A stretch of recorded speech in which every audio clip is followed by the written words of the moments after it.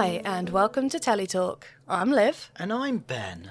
And on this episode, you'll hear our carefully considered and not at all random thoughts on a show we like. There will be spoilers. We're giving ourselves an age rating of 15 and above, but you're welcome to make up your own mind. Listener discretion is advised. We really appreciate the time you put into listening to our podcast.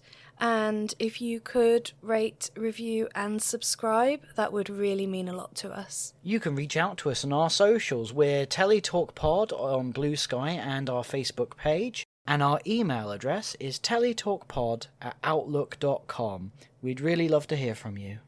So this episode, we are reacting to Death in Paradise, Season 14, Episode 3. And Ben, can you hit us with the episode description? I can certainly hit you with the episode description. The episode description is as follows. Mervin and the team investigate the suspicious death of a wellness business owner after she suffers an allergic reaction at the launch of her skincare product. Well, that's wonderful, thank you. And actually, that nicely summarises the premise of the show that we were just going to talk about. How handy for an episode description. Yeah. They did a good job with this one. Kudos, person who wrote that. So yeah, we're onto our third episode of the new season already. Let's get stuck straight in, shall we? So we start off by seeing a lady on the phone who is talking about a deal that they've signed for a new product and they're upselling it and everything. And then they go and hug one of their colleagues, and then they go to a launch party and keel over dead. Da da da da da da da da. Nicely done. Scooby-Dooby-Doo! No, you're the only one that says Scooby-Dooby-Doo. Dooby-Dooby-Doo. It's the wrong show. Scooby-Dooby-Doo, where are you? We've got some people to die now. Oh, dear. It's got dark, hasn't it? Oh, no. So, yeah, as the episode description said, we have the founder of a skincare company keeling over dead at her own launch party. Yes, and we see her staff, the scientist and the assistant, trying to save her life using an EpiPen, but it doesn't work and she dies. It's a classic case of, it's my party and I'll die if I want to. Die if I want to. Wow. Wow. Okay. Come on, tell me you didn't love that. I don't know what to do with that. Embrace it. No. Right, victim. We've got Susie. She is the founder of this skincare company. She was the founder of this skincare company called Healing Skin. I quite liked what they'd got going on there. Did you? Yeah. I was immediately, well, this is a front for something highly illegal. I like the setup. I thought their set was really nice. It looked like their offices and lab looked like what they were selling. It looked like natural products. It looked like ethical trading, all of this stuff. Are you suggesting that it all looked perfect? Suspiciously perfect? I guess so. Yeah, suspiciously perfect. But I would have bought this product, I think, until I found out it had snakes in it. Yes, because it turns out, we find out quite quickly that it's basically made of naturally shedded snake skin. Yes. And that's how we learn that D.I. Wilson is afraid of snakes. So am I, and I would not be spreading their skin on my face. Well, that's true, but it is in cream form. Imagine what's in all the products. No. No, stop it. It's all sunshine, rainbows, and like berries, isn't it? It's, yeah. I just wanted to say, actually, Susie, our victim, she reminds me a lot of Martha, who is Humphrey's wife in Beyond Paradise, that linked show that we have. Oh, okay. Her whole demeanour, probably her haircut, her body shape and type, how she held herself, how she spoke. I was just getting real Martha vibes. And for a minute, I was wondering if she was actually going to be related to Martha. I presume that you mean Martha as she was on Death in Paradise as opposed to the downer that she is on the spin-off show. Well, I mean, her persona remains the same. Does it, though? Yeah, like she still holds herself in the same way, carries herself in the same way. Her haircut is still the same. Right, okay, fair enough. So my point stands. Sure. Anyway, I just wanted to bring that up. But they talk about her having significant pain and allergies when they were living in the UK. And so they'd been on holiday to Sainte Marie, her and her husband, and they then decided to relocate there. I was expecting that to play into the story way more than it actually did. Yeah, I thought that too, because they brought that up fairly early on, and then we didn't really hear much else about it. No, I was definitely expecting that it would turn out to be like she was pretending and that she wasn't really ill or whatever. Yeah, I thought it would play into... I thought maybe they were escaping something and then her staff had, followed her there or something, but none of that came up. But they've just launched a new product called Pelure. Yes, it does sound fancy, doesn't it? Yeah, it doesn't hint at snakes or anything. I know! They are fooling people. Yeah, and it's already got good sales by the seam of it. She was even upping a sale in the opening scene. Yes, because they'd had a pre-order for 500 units, and she talked them up to 800. Because of business! We're doing the businessy things in a business way. But what it does do is highlight how successful this company is. And Susie looks very happy and she looks content with what's going on. She is looking like the picture of wellness. Yeah, and that would sort of tally with her going and having a hug with one of her colleagues or one of her staff in the opening scene. Although I did feel like it seemed a bit awkward in the first instance, which does seem to tally. You think awkward? I actually thought that there might be some sort of intimate relationship going on between them.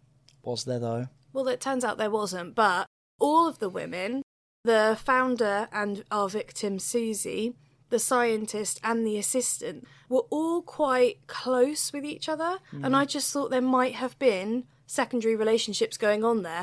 And actually, I wonder now whether there was, and they filmed it that way, and then they, in the edit, decided to cut that aspect of the storyline out? I mean, maybe. I kind of interpreted some of that as the other characters, as part of the storyline, were sort of over-trying to sell the we're all friendly kind of thing as a cover. Well, maybe, but then some of what I noticed happened before the death. Well, fair enough, that's true. Well, that kind of neatly moves us along to talk about our lineup of suspects, which in this occasion is the glorious trio.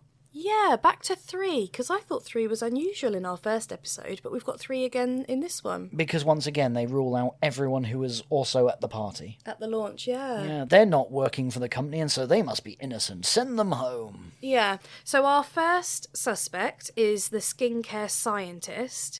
Now, I was suspicious as soon as I saw her because she is played by Patricia Allison, who played Ola in Sex Education.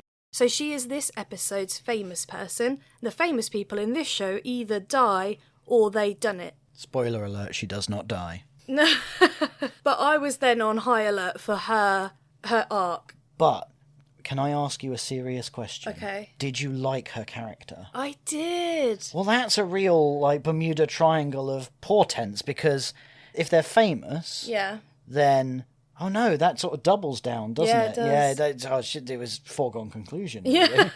Yeah, because, the longer it went on without her snuffing it. Well, there's usually only one victim in Death in Paradise. That's true. And it wasn't her. I don't know, sometimes the viewers are victims. Okay. The second suspect is the assistant. We never really got her job title, but she just seems to be the general do everything the other two don't want to do person. Yeah, and she seems very comfortable around the snakes, so I wondered if her main role, because she used to work at a snake farm, didn't she? So I wondered if her main role was dealing with the product. For once, we had one of the characters voice my exact feelings, which were when she said, oh yeah, I used to work at a snake farm. They just went, of course you did. Yeah. I'm like, how narratively convenient. Yeah, that was D.I. Mervin, wasn't it? Thank you, Mervin, for speaking my attitude out loud. Not in the way, it didn't directly translate, but I feel you. And then the final suspect we have is the victim's husband, and I thought he was a bit feeble. I think that's how he was being played, because they were like, oh, he's just a waiter. Rude.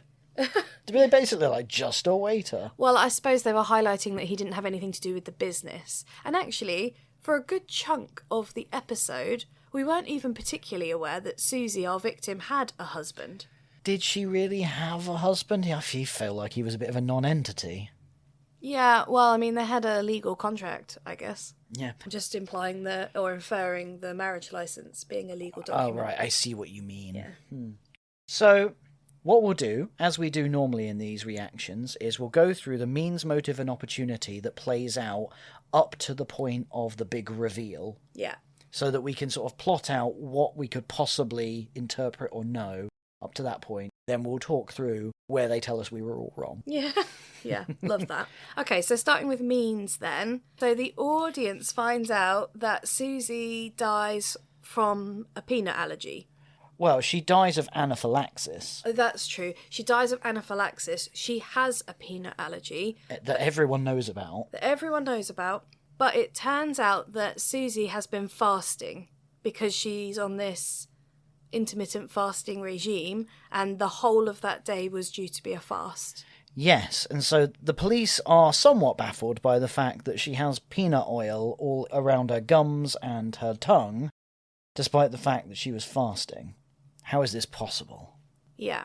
Another thing that was suspicious about the means is the bruise left as a result of the EpiPen that the scientist uses to try and stop the anaphylaxis. Yeah, she must have really bammed that one in hard. Yeah, but our DI Mervin, he just excuses that as, well, the scientist had never used an EpiPen before, so she probably went a bit hard with it. And this is very unlike Death in Paradise. Normally they question everything. Yeah, because, did he just invent that, or did she say she'd never used one before? Good question. Because if she said, I never used an EpiPen before, then the question is, why did you insist on being the one to do the EpiPenning? Unless none of them had used it before. Is this a plot hole? Okay. It could be a plot hole. Yes? Plot hole. Oh, no. I don't want that to be a thing. Well, you see, the thing is, I do. I know. You're forcing it through. So, really, that kind of amounts to the means. There's not a lot of means that we know about, because it's all basically the central mystery of the show up to the big reveal is, how did she die of anaphylaxis when she did not eat a thing? Yes, well, how did she die of anaphylaxis as a result of a peanut allergy when she hadn't eaten anything? And why didn't the EpiPen save her? Yes, because when they get the toxicology back, she does have adrenaline in her system and the correct amount for a dose from an EpiPen. Which means that up to the big reveal, it's not really possible for us as an audience to ascertain who had the means, because we don't really know what the means were. Yeah, we don't know exactly what happened. One thing I thought that was interesting that they never talked about or considered was, let's assume that she was fasting, because they cover the idea of, well, maybe she cheated on her fasting and she did eat something. I thought, why didn't they question the idea that maybe she was putting food in her mouth, chewing it around, then spitting out, so thus getting the experience of taste and food without eating it? I am pulling a face at you because that's ridiculous. Why is it ridiculous? No one would do that. Okay, so I thought I spotted a potential flaw in their reasoning, but apparently I'm the mad one. Yeah, so you've never fasted before, have you? How dare you with my lean, trim physique? I haven't eaten in 10 years. Oh my gosh. So no, that's not a plot hole. That's not something they omitted to check. But that was a point that brought the husband in, actually, because he would have had that inside knowledge as to how she managed her fasting. And he was very insistent that she was the most disciplined person he'd ever met. And so if her diary said that she was fasting, she was damn well fasting. Yeah. So, yeah, that's means. It's brief and limited, but I think that's kind of the point of the episode. Absolutely. The mystery. So we move on to motive. And boy howdy are their motives all over the gaff. Yeah, unlike our other two recent episodes, this one seems to do quite well with potential motives. So the first sort of suspect that we cover motives or start to discover motives for is the assistant. Yeah. I thought it was particularly amusing. Obviously these sort of shows have a lot of tropes that they repeat over and over.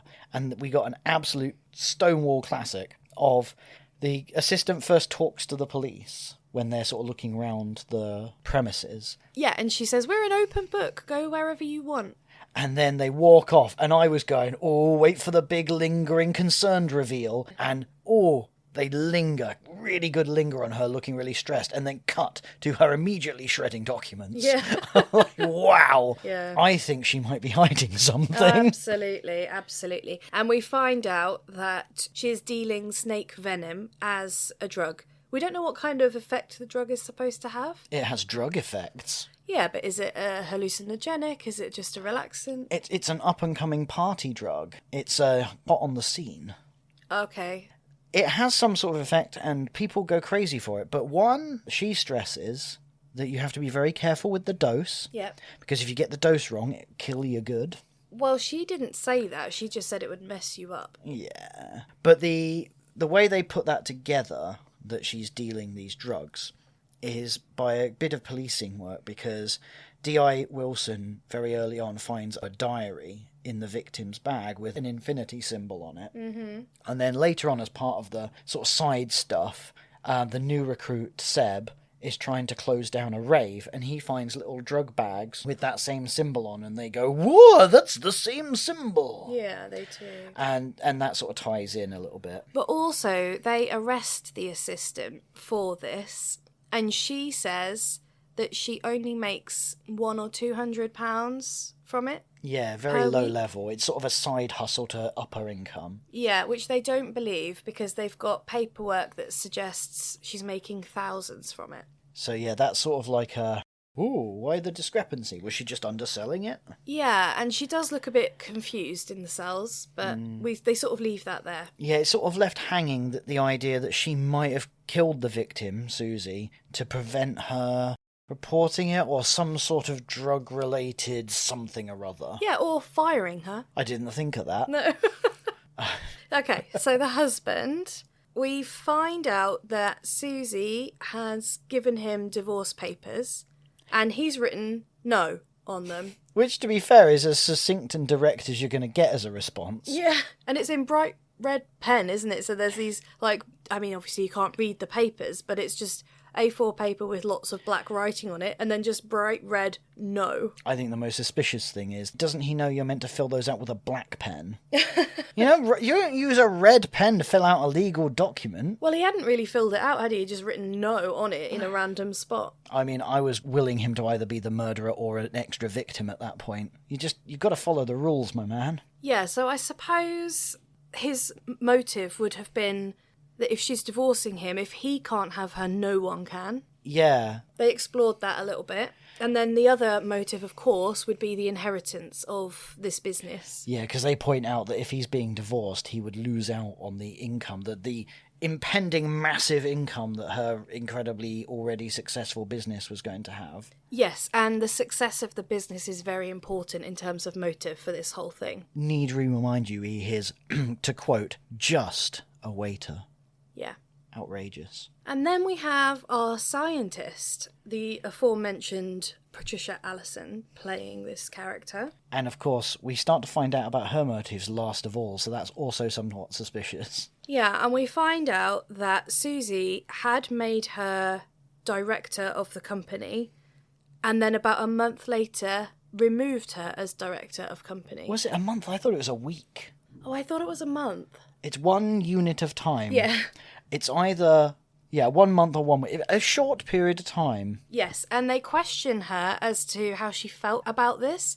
As we just mentioned, the company was already doing well and set to do even better, so she would have potentially lost out on a lot of money no longer being a director. So they were interested in that being a motive. Yeah, and she went with the time-honoured excuse of, oh no, we were good. It was fine. We hugged it out, and it was all fine. And it was just, she decided that it was better that I get removed as a director so that she could see how the launch went, so she could identify how many shares to give me. Yes, and the detectives instantly poo-poo this because they were like, but she already made you a director and then she took it back. Yeah, and it was just like, I don't know what to tell you, and it was fine. We also, at this point, find out that she was having an affair with Susie's husband. And hilariously, she also goes with the, yeah, she knew, and she forgave me, we hugged it out, excuse again, and she needed me, so it was fine. Yeah, but they did conceal that from the police. Oh yeah, well, as Naomi points out, they would not have told them if they hadn't found out. Yeah, and they did find out because on Susie's phone there was a picture of them in the background having a He had his cuddle. arm around, his arm was coming from behind a door wrapped around the shoulders of the scientist, yeah. So they were like, aha, that means an affair. Yes, and to be fair, they were correct. So they're wondering if the scientist might have killed Susie so that she could have the husband. I guess at that point there was the potential that it was the two of them colluding. Yeah, that's a good point. To, like, ride off into the snakeskin sunset. Yeah. Okay, so there's quite a few motives.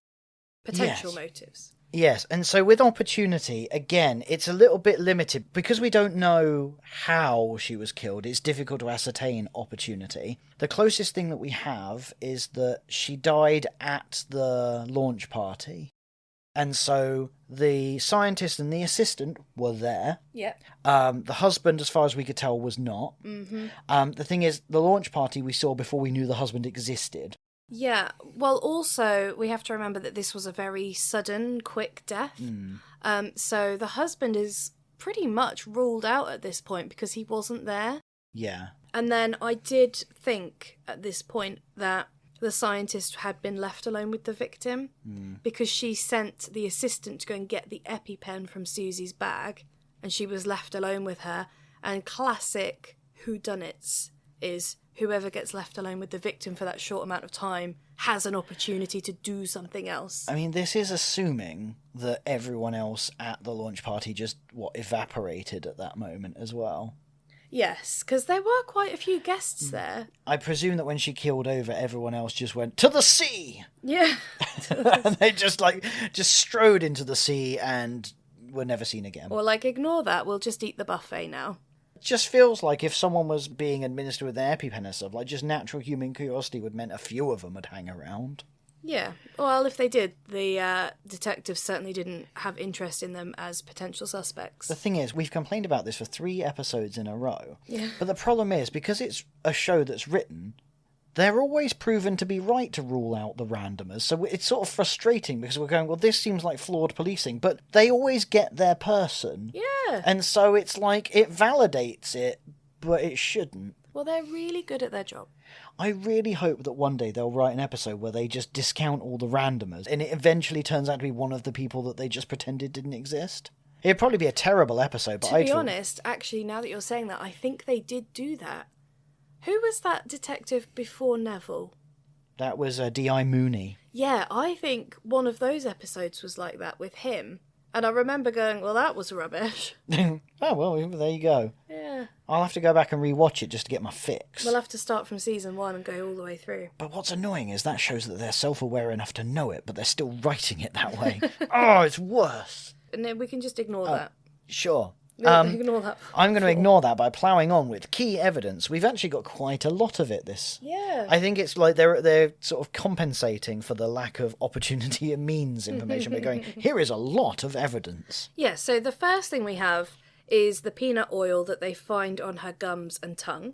It's not present on her fingers. Yeah. And it's not present in her tum-tum. Or any of the food or drinks at the launch party. Yeah, it's literally only on her gums and her tongue. Yeah.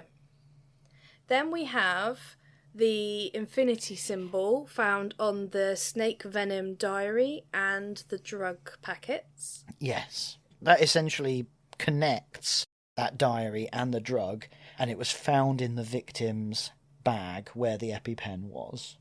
The diary was found in the bag. Yes. The diary, not the drugs. No. No, we had to do a little bit of extra police work to find that. Then we have the EpiPen that didn't work, but the adrenaline from it was in her system. So effectively, the EpiPen itself functioned fully properly and the drugs were administered. It wasn't a dodgy or tampered with EpiPen. Yeah. It should have worked, which shows that it wasn't the peanut-related anaphylaxis. Yeah. I suppose we also have the bruise that came alongside that EpiPen site injection. Yeah, I guess that's technically evidence. It just seems odd. Yeah. And then we have... Oh, we haven't mentioned this yet. Just before the launch party, Susie was creating a promotional video where she was applying Purell... No. Purell. Purell. Oh my god, imagine if it just turned out it was Purell in a jar and she was rubbing it on her legs. Definitely. Oh my gosh. Welcome to my snaky Purell. Yeah. Were they selling it at scale? Right. Because snakes have scales. I'm taking the mic away from you. Oh yeah, I'm the problem. So, Susie was doing a promotional video where she was putting pelure on her legs. And so we can see that she didn't have a pre-existing bruise, and we see that she doesn't put the lid on the jar properly when she's done. And then when the police get there, the lid is properly on the jar. Because as we know, as soon as you stop filming, you are no longer allowed to touch anything in the video. You have to leave it exactly as it was. They even said, like Naomi said, well, couldn't she have just screwed it closed? And they didn't really give any reason. It was just like, I know she could have, but I have a hunch. Yeah, because if this was me and I'd made that promotional video and I'd just placed the lid back on top, as soon as I stopped recording, that would have been what I do. I'd put the lid back on properly. Let's be realistic. You'd have left it and I'd have screwed it back on. No, I would have done that. All the lids of my stuff are on properly. Maybe if it was Purell. Oh my God. Can't you just let that go? Yeah. So we saw this promotional video sort of just after she died because the assistant or the scientist showed it to the police. Oh, that's right. And we already knew that there was a mark on her leg by this point. So I was like, and this sounds weird, I was really trying to look all up her legs while she was filming. Brilliant, love that. She was rubbing the ointment into her legs and going, look how silky it is. But I was like, there's going to be that bruise there already. Yeah, and there wasn't. No, there wasn't. But I was convinced somehow that I'd seen a bruise there and it was going to come up. So you mentioned that, and then I instantly thought, yeah, that EpiPen site's going to be covering something else. Yeah.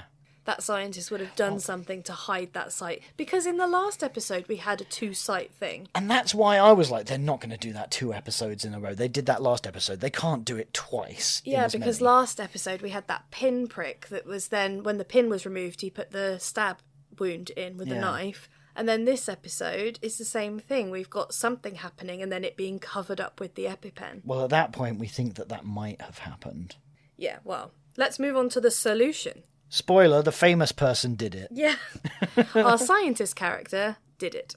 Are you ready for this? Because this is slightly convoluted and I have questions. Yeah, so that pelure cream that we were just talking about in that video, her promotional video, had been spiked with a numbing agent. Lidocaine. Yes, so that's quite important because a bit later on, this scientist woman injects her in the leg with snake venom, an overdose of snake venom. During the awkward hug we mentioned earlier. Yes, yeah. Because again, they had to have a reason why she didn't notice her being stabbed with what was a hefty old needle. I know, because they only mentioned this at the end. And so we saw her stabbing her with the needle and injecting the snake venom. And I was like, how did Susie not feel that? It's a good thing she didn't go on a zip line. And I'm not convinced that numbing agent would have numbed to that degree. I don't know how numbing lidocaine is. Maybe it's like crazy numbing. Yeah, well, apparently it does because she didn't notice. She didn't notice, no. Despite the huge bruise. Yes, so she collapses at the party and our scientist and our assistant run up to go and support her. And the scientist sends the assistant to go and get her EpiPen, during which time she rubs peanut oil in her mouth. The scientist rubs peanut oil that she has on her person for just such an occasion in the victim's mouth. Yes. And fortunately for her, all of the other guests at the launch party have, as we said, strode into the sea and ceased to exist. Yeah, and then finally the scientist injects the EpiPen into the same spot that she injected the snake venom into to hide that first sight. Which means that she's a bloody good shot. Absolutely. I have questions. Is it what's the motive? And the answer is money. No, it wasn't that, but we can talk about that first if you want. Okay. The motive was money. I wants the money. Yeah, because the husband would have inherited the business, but he would have still needed the scientist to run said business. Because as we found out earlier in the show, she was the one that invented pelure. Yes. And her name was on the patent for it. Yes. So the implication is that he would have made her a director again, and she would have rode off into the sunset with all this money. And of course, he's obviously positively regarding of her, what with them having had the affair. Yeah. So what was it you wanted to bring up? So I had a couple of questions, a bit like the previous episode where, the death happened conveniently on a zip line. Oh, yeah. So, one, how did she know that the victim was going to come and give her a friendly hug or just have a chat before? Oh, well, I think she instigated the hug. Or if Susie instigated the hug, then our scientist could have in that instance. But how did she know that she wasn't going to go just direct to the party? What happens if she strides out and she's just like, oh, I'll kill her later? It just feels like another one of those very convenient occurrences that just had to happen exactly the way it happened. Well, no, I mean, if you are set on killing someone and it involves hugging them first, you can make a hug happen. Yeah, but then what would she do? Just go and, like, rub the peanut oil in her mouth if no one else saw her, if she just keeled over in the toilet or something? What? Well, like, she's drugged her with the snake venom.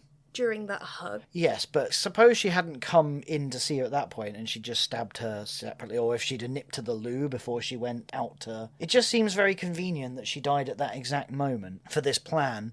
And has she just been carrying that peanut oil around just in case? Well, I imagine so. I think you're overthinking this. Also, what would have happened, say, the assistant couldn't find the EpiPen? No problem, she'd have died of... And had a random bruise on her leg. Slight problem. Good point. I know, right? It has to happen in this exact convoluted way. I liked it. Yeah, fair enough. We get the kind of rare double arrest. Well, yeah, because D.I. Mervin says, right, arrest them. And then the assistant woman is like, but I didn't murder her. Yeah, you still did a lot of crime, though. Yes, we're still getting you on drug charges.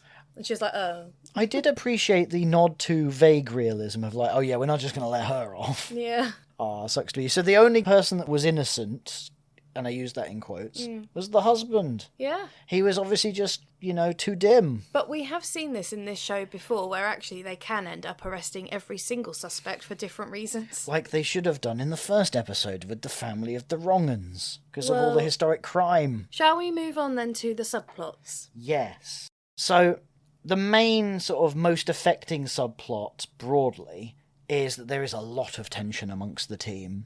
And it's been quite interesting, actually. On the Death in Paradise Reddit, someone, and you know who you are, posted up a question or a point about this season so far feels less fun than previous seasons.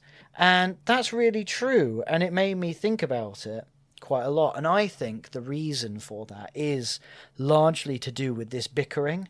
Like, what's really upheld the fun, the light-hearted side of Death in Paradise up to this point has been the sort of sub-characters. Like the officers and the sergeants having... You're calling them sub-characters. They're like the main characters. Well, they're the supporting cast then, sorry. Supporting... No, I still disagree with that. We watch the show for them. Okay, sorry.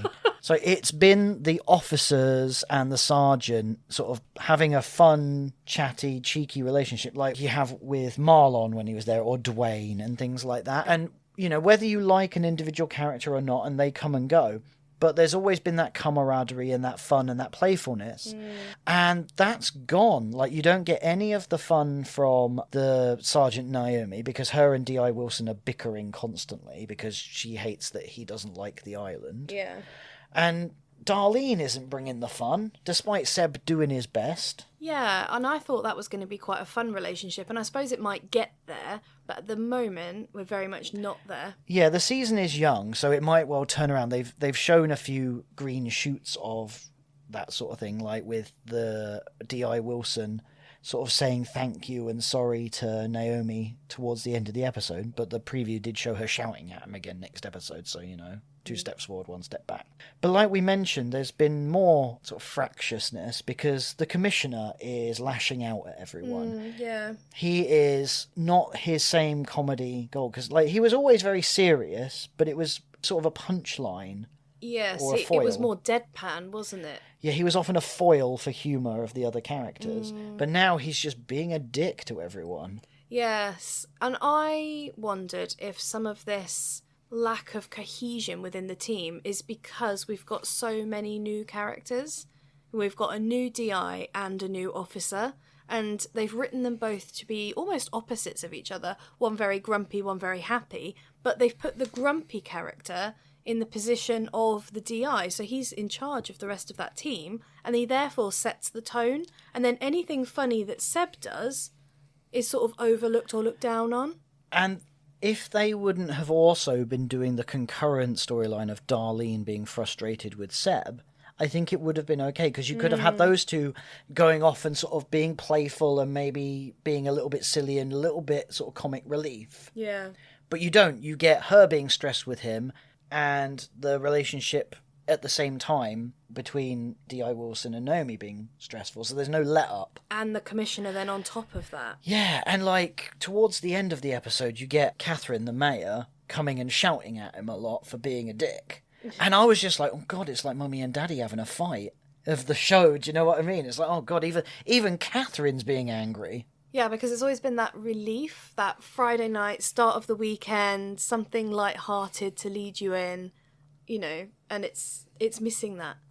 Yes, Death in Paradise, it's sort of like defining USP. Its unique selling point has always been yes, it's a murder mystery, but it's got that heart and soul and light-heartedness and fun-loving nature. Yeah. And it's lost that fun-loving nature for these first 3 episodes. It's still good, but you kind of give it less slack. Part of the reason why we're maybe grumbling a bit about, you know, oh, this doesn't make sense, or there's that plot hole here or there, is because there isn't all that fun where you kind of go, oh, it doesn't really matter, I'm having a laugh. Yeah. I mean, it's still good. It's still a good show. Oh, yeah, absolutely. And it's still more light-hearted than other murder mysteries.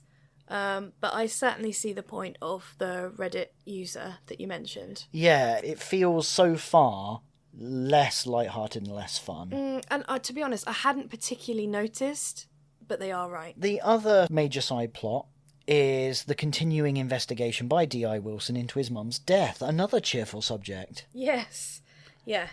And I was a bit disappointed by this because he gets some more evidence and he seems to decide that it means her death was an accident and he drops the case. Yeah, it's a real sort of like whiplash of a thing, because we start off by him searching his mum's house, finding her laptop, and eventually it gets unlocked by one of Naomi's contacts. And it shows that on the very day that she left, she had indeed looked up online that there was a storm. Yeah. And so the big question that had been raised was, did she know there was a storm? She might have just been too emotional to understand. Yeah. And she'd very clearly, deliberately looked up and knew full well there was a storm. And so he said, like, this means it wasn't an accident. But then he gets the recording from the harbour master because she phoned for help. And this is the point at which he drops the case. Again, I had some thoughts. Me too, because she's just saying, I need help. She's not saying, because there's a storm. To me, there could be someone on board with her that snuck on and is trying to shoot her or stab her or whatever. Also, that was a very clear, crisp call for someone that was phoning from the middle of the sea in a storm. Yes, yeah. But yeah, he was just like, I was wrong. I'll ring the commissioner and tell him I was stupid. Thanks for indulging me, but case closed. Yeah, I was just very disappointed in that. And we know, inevitably, that's going to get reopened because something else is going to emerge. This isn't the end of that. No. Not a chance. There's going to be, in the next episode or two, he'll realise something and make him go, hey, wait, hang on a second. Yeah, I'm not sure if I'm quite here for the roller coaster of that. But for me, the individual plots of each episode are keeping me there. Yeah. I can't help but feel like the next episode, maybe the episode after, is going to involve a telephone call that sounded like one thing but was actually another in the main plot of that episode, and it's going to make him go, hey, hang on, maybe that could be true of my mum. Oh, yeah. Yeah, you could be right. Usually I end up being utterly wrong, so check back with us at the end of the season when I go, hey, that thing I came up with, I was wrong. Yeah. Okay, well, that's a fun thing. What did you rate it? I gave this 3 Royal Pythons out of 7. Now, the reason I go with Royal Pythons is because in the big summing up, they bring out a snake, which is meant to be one of the highly poisonous snakes that they're draining venom from. But I'm pretty certain that the snake that they brought out is a Royal Python, a famously non-venomous snake. I used to own one. Yes, even though I didn't want you to. Let's move on. I gave it 3 beautiful Royal Pythons out of 7. Okay, I think you should have given it EpiPens out of 7. No. Yeah, I think that would have been better than snakes. Yeah, but you don't like snakes, but you famously love EpiPens? EpiPens save lives. What did you give it? I gave it 10 out of 10. And I'll put a little smiley face next to it. 10 smiley faces out of 10? No, just 10 out of 10. So we had very different ratings. Yeah, I really like this episode. I found this episode frustrating I took a lot of notes because I didn't really know what the hell was going on for most of it. Like, I know it sounds basic, but like they didn't even tell us the characters' names for ages. The assistant's name I only figured out by reading it on their board. I just feel like it was a bit disjointed and unsatisfying for me. So for me, I thought it was great because there were finally clues as to what happened and how it was done throughout the episode. And I don't know, I thought it was an interesting story. Okay, on reflection, when we've mapped it all out, I might just be bitter that I probably should have guessed who it was because of all of the obvious stuff, like the famous person and the hints and stuff. I am bitter and resentful, and I do hold that stupid jar lid clue, in inverted commas, against them. That's not a clue. Okay, I think you might be getting overly emotional about this. It's not fair. Okay, well, I guessed it and you didn't, so hooray for me. And on that note, that's all, folks. If you have the time, we would really, really appreciate it if you could rate and review us. Your thoughts really mean a lot. Thank you so much for listening. Bye. I'm still bitter. Toodles!